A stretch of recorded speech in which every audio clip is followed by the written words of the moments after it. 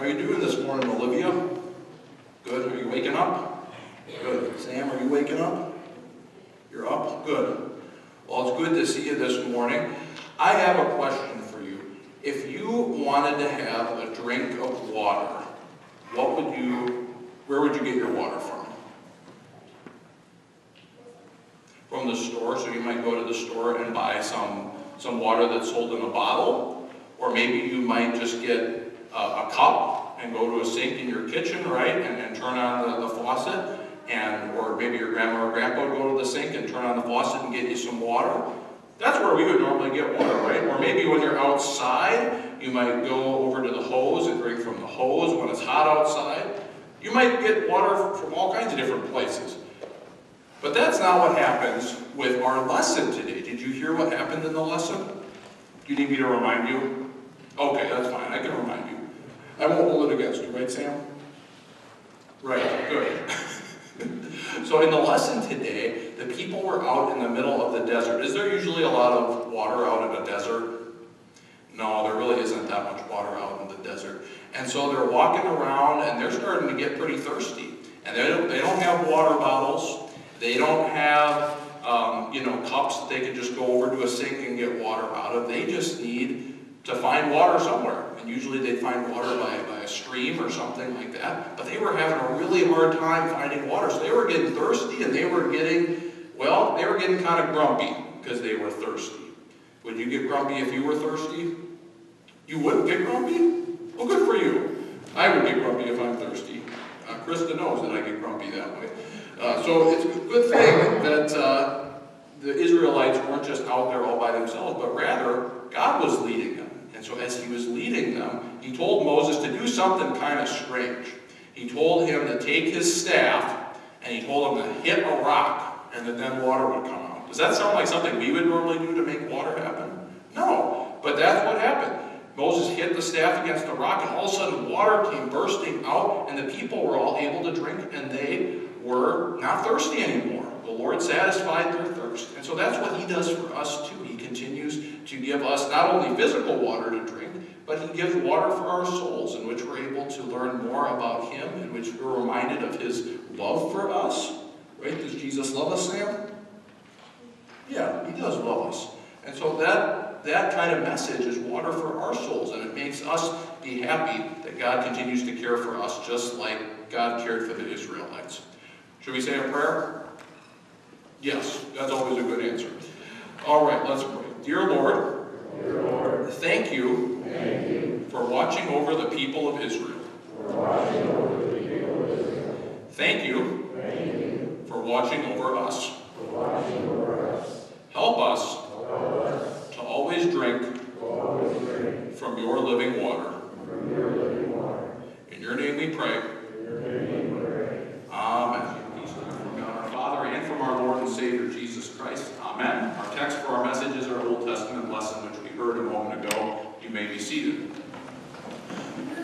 So, dear friends in Christ, one thing that happens, and maybe you're familiar with this, but one thing that happens when we don't get enough water is that our bodies actually end up confusing hunger with thirst. So what happens when this happens? Well, we simply end up eating when we really don't need to eat, when we should just be drinking water instead. And when you eat more than, you actually need to eat, that leads to weight gain. And also when we don't get enough water, we also just kind of tend in general to become tired and dizzy and anxious. Our joints and our muscles start to ache. What does that mean? It means a bad life.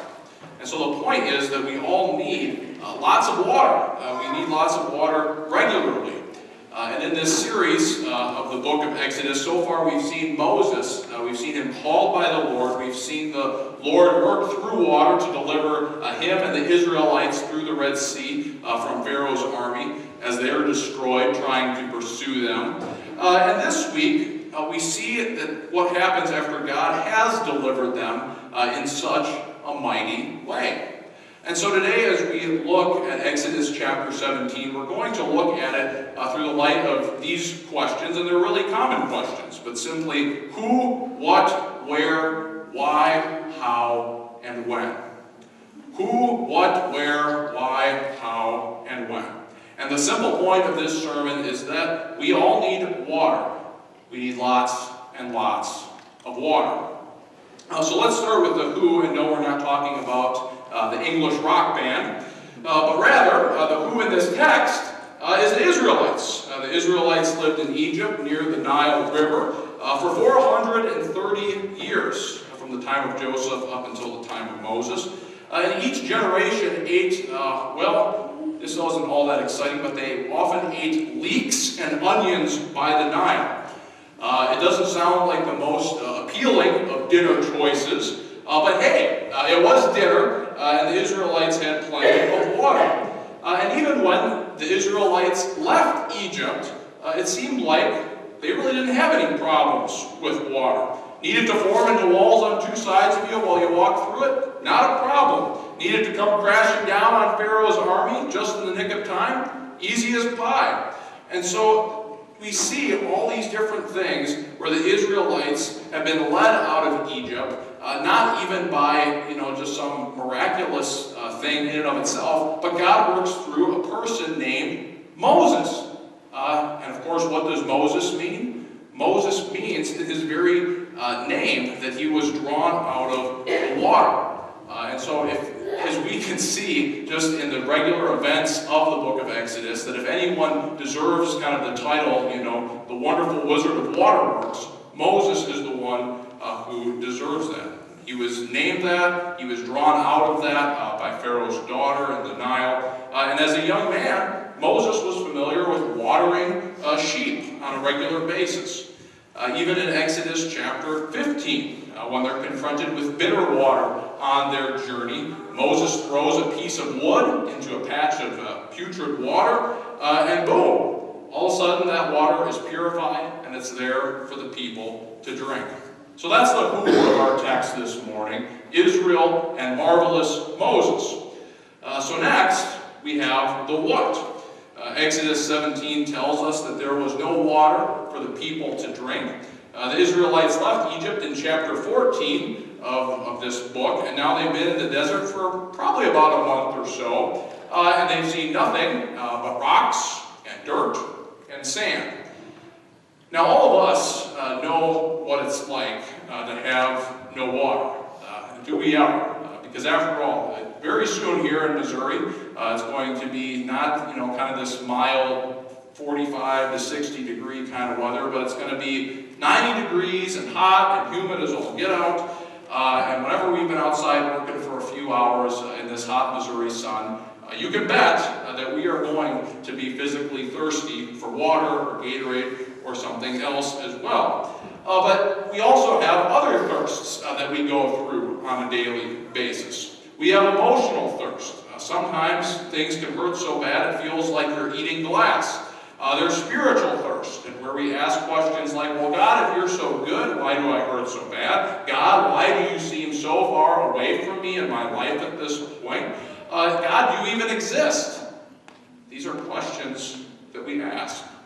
And then there's relational thirst, where sometimes we might see that when it comes to love in our lives, whether it's familial relationships or relationships with other friends, we might just feel like we're striking out for the billionth time, trying to show care and love and concern for somebody else.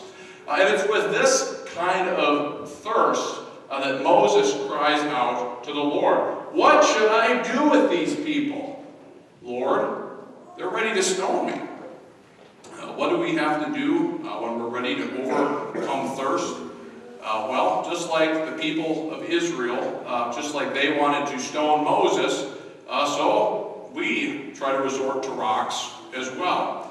Do you remember the scene from that movie, Forrest Gump, where Jenny is throwing rocks at her childhood home? And Jenny, as this is happening, she runs out of rocks, she falls down to the ground, and Forrest runs over to her to comfort her, and he just says, sometimes there's just not enough rocks.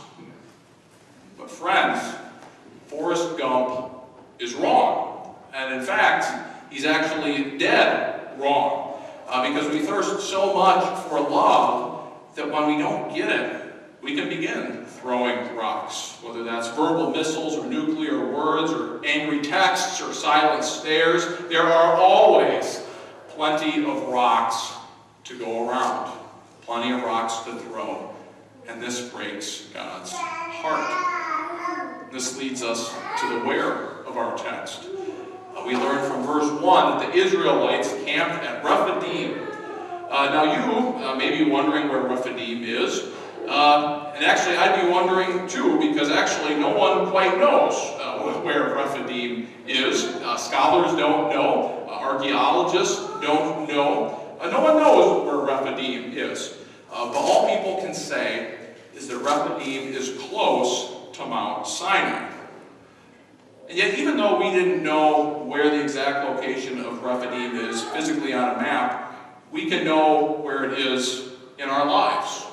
You do, and so do I. Because Rephidim is that place in our lives where we are burned out with fear too deep to manage, loneliness too heavy to bear, and doubts too many to know.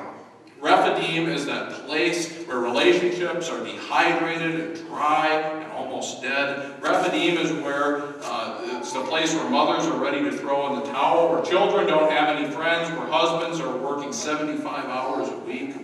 Others have spotted Rephidim on the job where it's always just the same old, boring. And Rephidim is in every church where try as we might to try to get things going, try as we might to try to get things to change, everything just seems to stay dry as dust. So at Rephidim we cry with Psalm 42, as a deer pants for flowing streams, so pants my soul for you, O God. My soul thirsts for God, for the living God. At Rephidim we echo the anguish of Psalm 63. O God, you are my God, earnestly I seek you. My soul thirsts for you, my body longs for you, in a dry and weary land where there is no water. It's at a point like this where we begin to ask, why? Why do we become so thirsty? And it's simply found in these 4 words, it might have been. It might have been. That's what the Israelites are saying in Exodus 17:3. You brought us out of Egypt. Translation, you know Moses, you know God, it really would have been better if we would have just stayed in Egypt, where we had leeks and onions to eat, and where we had water to drink. It might have been that all this would have been just better. These are the words that were made famous in 1856 when John Greenleaf Whittier wrote a poem he called Maud Muller. It's a poem about a young woman named Maud Muller who meets this young man, and they kind of have this moment of thought as to, well, what would it be like if we got married? But that moment passes away, and both Maud and this other young man end up in sad marriages. And both, many years later, anguish over the fact of what was lost on that day so long ago. And at the end of the poem, Whittier writes, of all the sad words of tongue or pen, the saddest are these, it might have been. Who, what, where, why, how? How are the Israelites going to get water? That's what they're asking. How can we get water? Well, I guess we could use a staff. Wait a minute, that's it. We could use a staff. But it can't just be any ordinary run-of-the-mill Walmart kind of staff. It has to be the staff. You all remember what Moses has been using? The staff that he used to turn a stick into a snake. The staff that struck the Nile and turned its water to blood. The staff that stretched out over the Red Sea and made the waters part to the right and to the left so that they could walk on dry land. God tells Moses, take in your hand the staff and strike the rock, and water will come out of it for the people to drink. And Moses did. The water flowed, and the people of Israel lived. Paul reflects on this a little bit more this morning in our epistle lesson, and he connects it to Christ. How so? Well, in Matthew 27, verse 29, we hear this. They put a staff in his right hand and knelt in front of him and mocked him. Hail, King of the Jews, they said. They spit on him and took the staff and struck him on the head again and again. For Jesus, any ordinary run-of-the-mill staff will do. Any stick that looks remotely like a king's scepter is just fine. Any piece of wood that won't break if it's slapped repeatedly against somebody's head. And make sure that that piece of wood is carved at the end to make a sharp, pointed end. Because finally the rock has to be split and opened up. John 19, verse 34. One of the soldiers pierced Jesus' side with a spear, bringing a sudden flow of blood and water. Water. Water flowing from the one whose lips are cracked and swollen. Water flowing from the one whose body burned under the hot Palestinian sun. Gushing water from the parched mouth of the one who cries out, "I thirst." Strike the rock, and water will come out of it for the people to drink. Dear friends, they did, and it flowed, and we live. Isaiah describes God's soul-quenching love with these words: "The burning sand will become a pool, the thirsty ground bubbling springs." Ezekiel sees it as a river teeming with life. Wherever the river flows, everything will live. And Joel writes, "A fountain will flow out of the Lord's house." Who? Israel and Moses. What? There is no water. Where? Rephidim. Why? It might have been. How? Jesus, the Rock of Ages. What are we missing? We're missing when. We're missing when does this water flow? When does it come to me personally? When does it quench my soul-longing, aching heart? It's because Jesus loves you and me so very, very much that this living, life-giving, soul-quenching water flows from the cross for you. When? Right now and always. Amen.